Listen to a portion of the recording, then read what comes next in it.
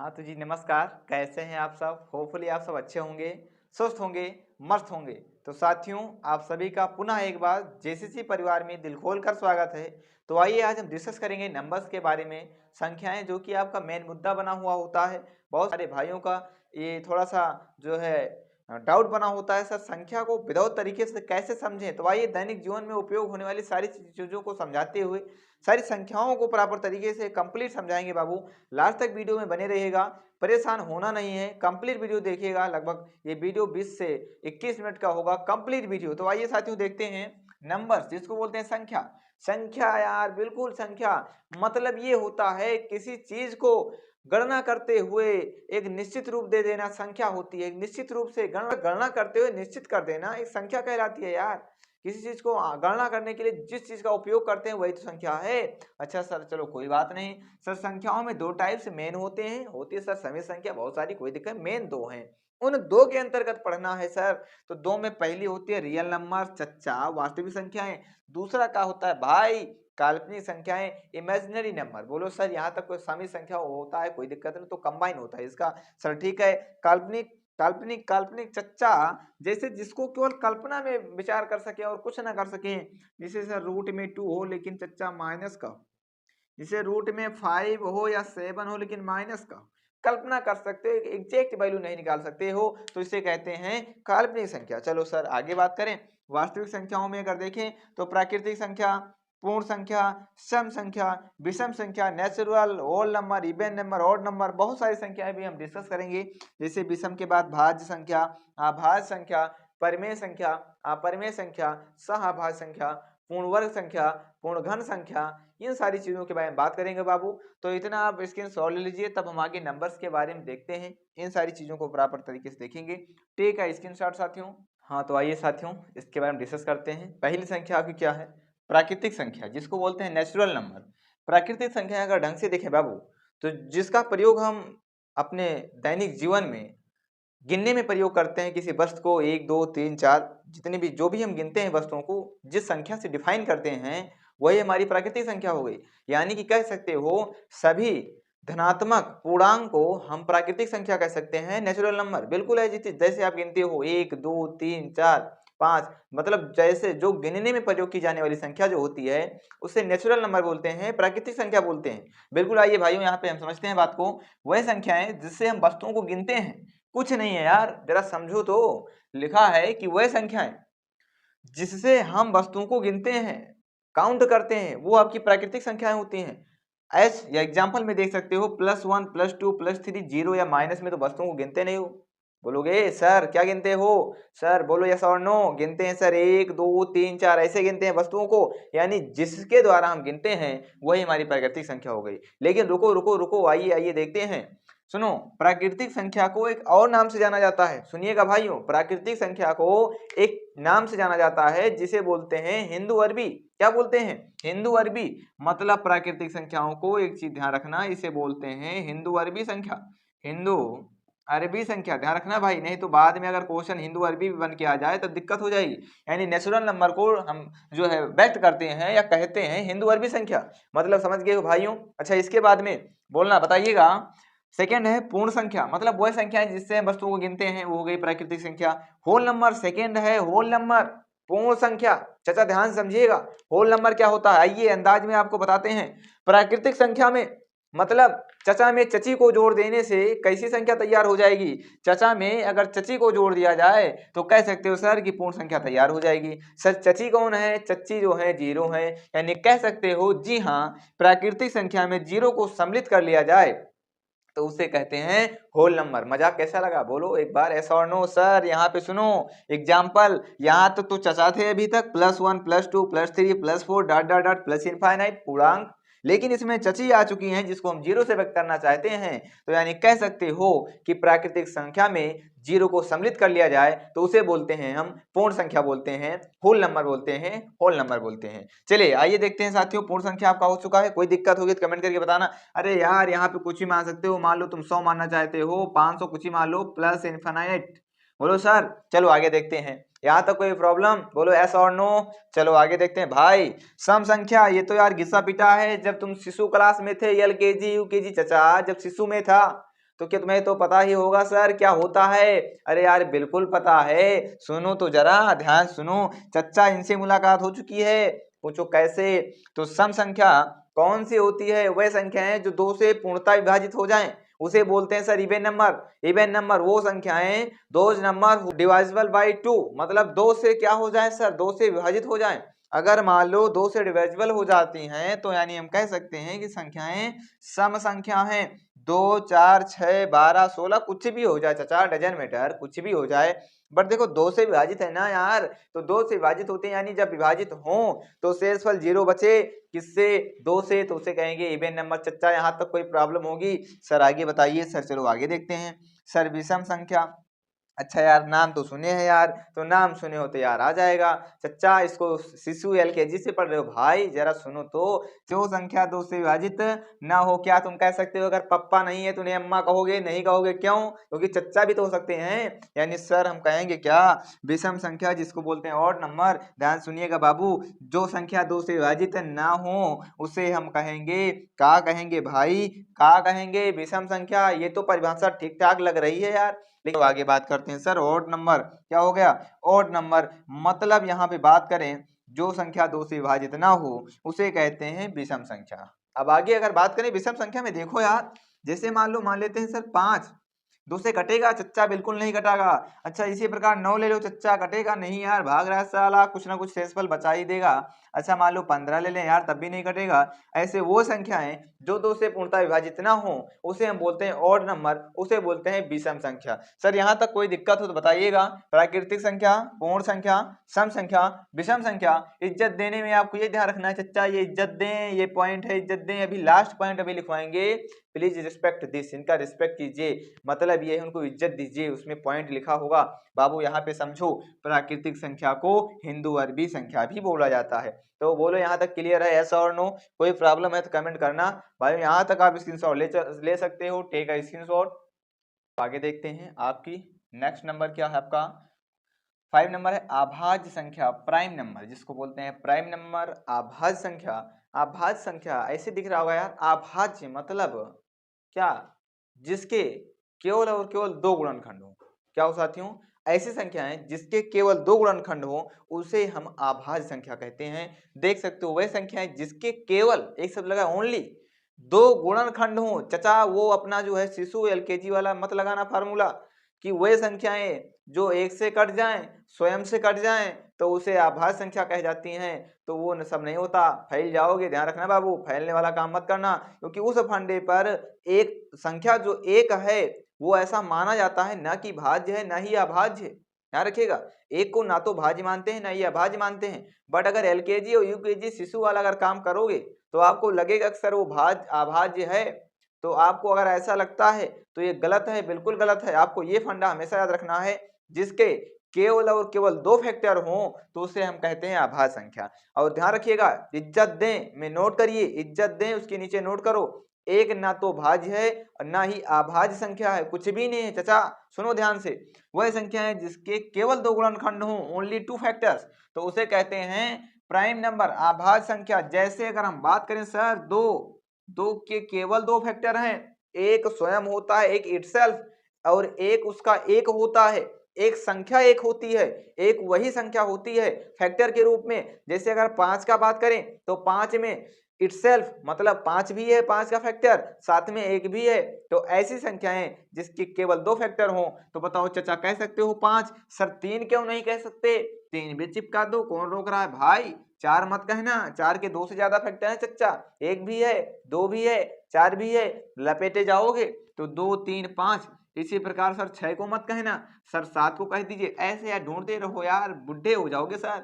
2, 3, 5, 7, बताओ इनकी जितनी भी संख्याएं लिखी हैं इनमें आप देखोगे तो केवल और केवल दो गुणनखंड दिखेगा, दो फैक्टर दिखेंगे।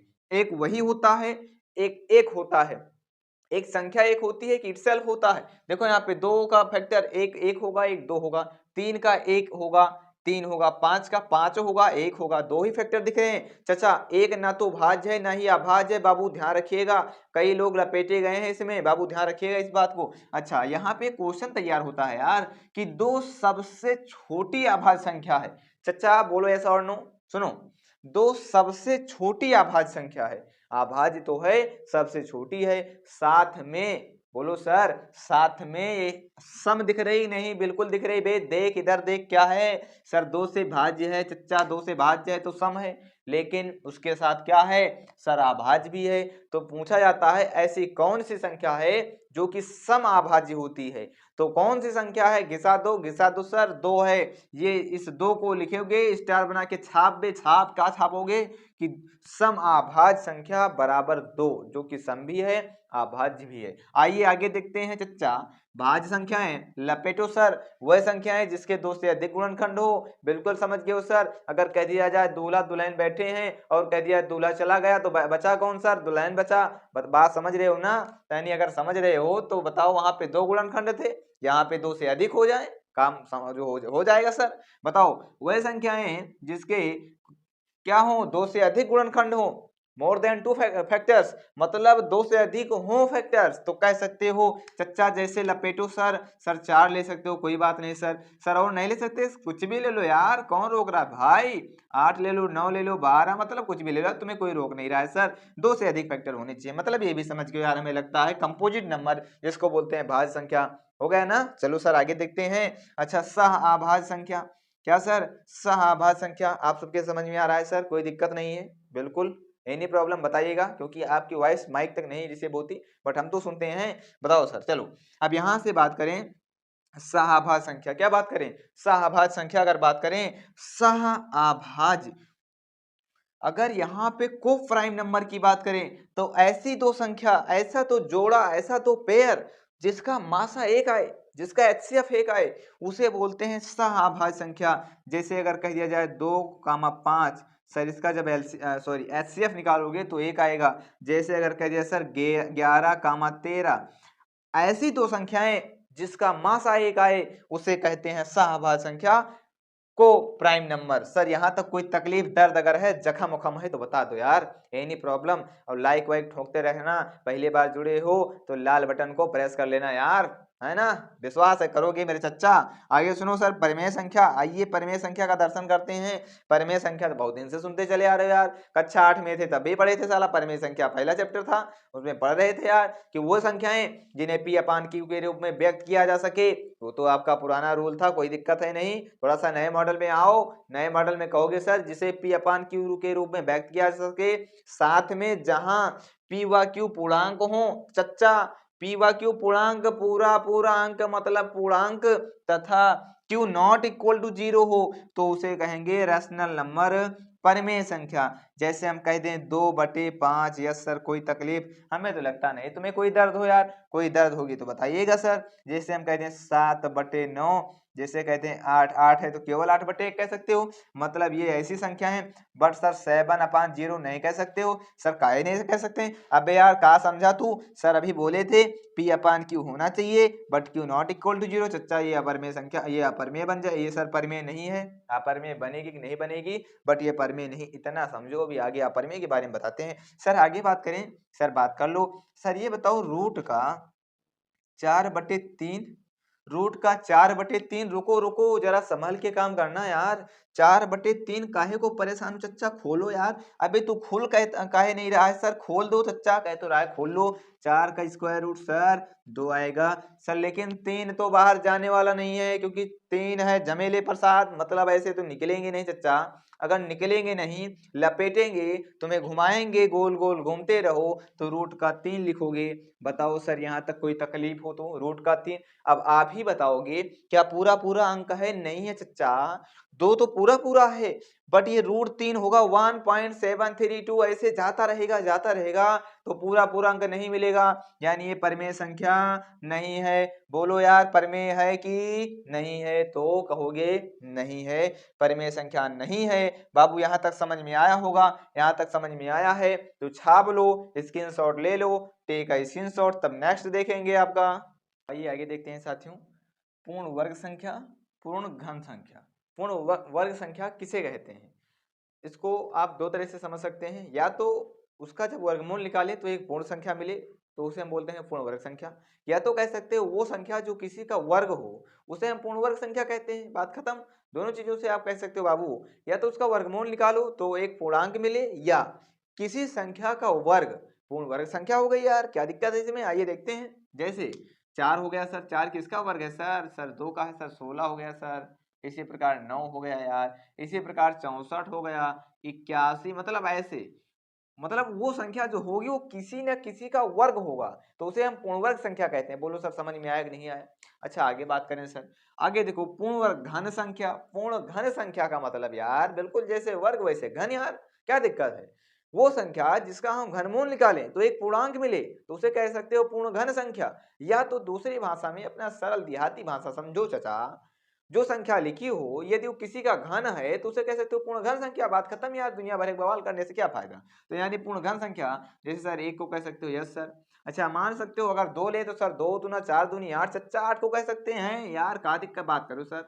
27 को कह सकते हो यस सर। बताओगे सर यहाँ तक कोई दिक्कत। 64 कह सकते हो यार, 64 कह सकते हो। ऐसे बहुत सारी संख्या होंगी जो कि किसी न किसी का घन होगा, जैसे 1 1 का है, 8 2 का है, 27 3 का है, 64 चच्चा 4 का है।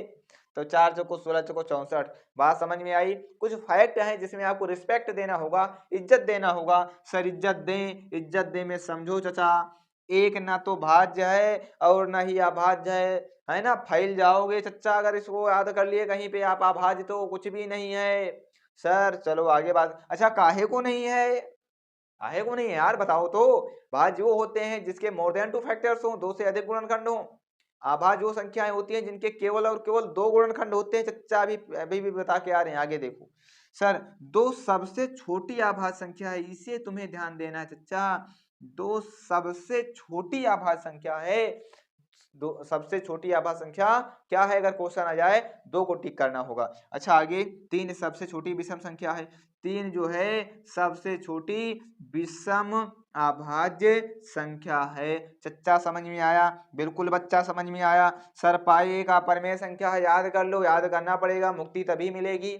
पाई एक अपरिमेय संख्या है। अच्छा आगे बात करो यार, लेकिन इसी का दूसरा रूप चच्चा पाई तो अपरिमेय है, चलो कोई बात नहीं यार, लेकिन साला कहता है कि पाई जो होता है वो 22/7 के बराबर होता है। साला 22/7 के अपरिमेय होगा नहीं, ऐसा कुछ भी नहीं है। पूछो काहे, अगर कोई भाई मान लो 1 मिनट के लिए 3 भाई हैं, अगर साला एक उपद्रवी निकल गया तो 2 को क्या तुम डिफाइन कर सकते हो साला उपद्रवी है? नहीं यार, ऐसा कोई संबंध नहीं है। तो सुनो, अगर सुनो सुनो बात को सर, पाई एक अपरिमेय संख्या है, लेकिन पाई जो है वो 22/7 के बराबर होता है। तो 22/7 एक परिमेय संख्या होती है, एक रेशनल नंबर होती है। लेकिन रुको, अगर हम बात करें अपरिमेय संख्या की, जैसे सर रूट का 5 लिखा गया, जिसे हम पी अपान क्यू के रूप में व्यक्त ना कर सके, मतलब पी व क्यू पूर्णांक ना बने, तो उसे हम कहते हैं अपरिमेय संख्या। सर √5 का, पहली बात अपनी सरल भाषा में यार समझो, दुनिया भर के बवाल छोड़ना है।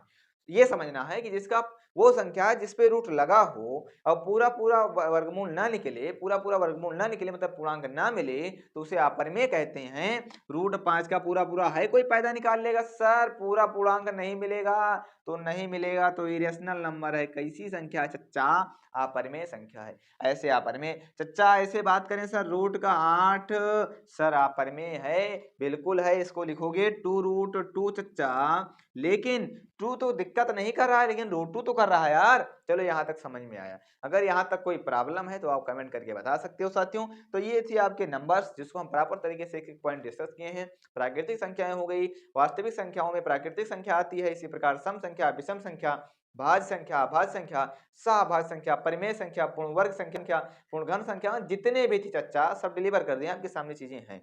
तो साथियों वीडियो कैसा लगा बताइएगा एक बार, और पूरी कोशिश की है 100% समझ में आए। किस टॉपिक पे वीडियो चाहे तो एक बार कमेंट करिएगा, एक एक पॉइंट क्लियर किया गया है। और हाँ, अगर पहली बार जुड़े हो साथियों तो चैनल को सब्सक्राइब कर लीजिए, बेल आइकन ऑल कर लीजिए, घंटा दबा दीजिए प्रॉपर तरीके से, और लाइक वाइक तो करना मत भूलिए। ये तो आपका अपना प्यार है, प्यार का दूसरा रूप क्या है सर, लाइक करना। ठीक है, तो यहाँ तक कोई दिक्कत नहीं होनी चाहिए। बिल्कुल साथियों, अगर अगर हम बात करें इतने की, तो साथियों नंबर्स में इतना है, क्वेश्चन बन जाते हैं, टेट सीटेट, मतलब कई जगह क्वेश्चन बन जाते हैं। इज्जत दे को ध्यान रखना, इनका स्क्रीनशॉट तो लो यार, मतलब स्क्रीनशॉट नहीं लोगे, स्क्रीनशॉट ले लो सर। हाँ तो स्क्रीनशॉट ले चुके हो। अच्छा साथियों, अब हम मुलाकात करेंगे नेक्स्ट वीडियो में। कमेंट करके जरूर बताना, एक दिल भरा कमेंट आना चाहिए प्रॉपर तरीके से। फिर मुलाकात करते हैं, तब तक के लिए नमस्कार।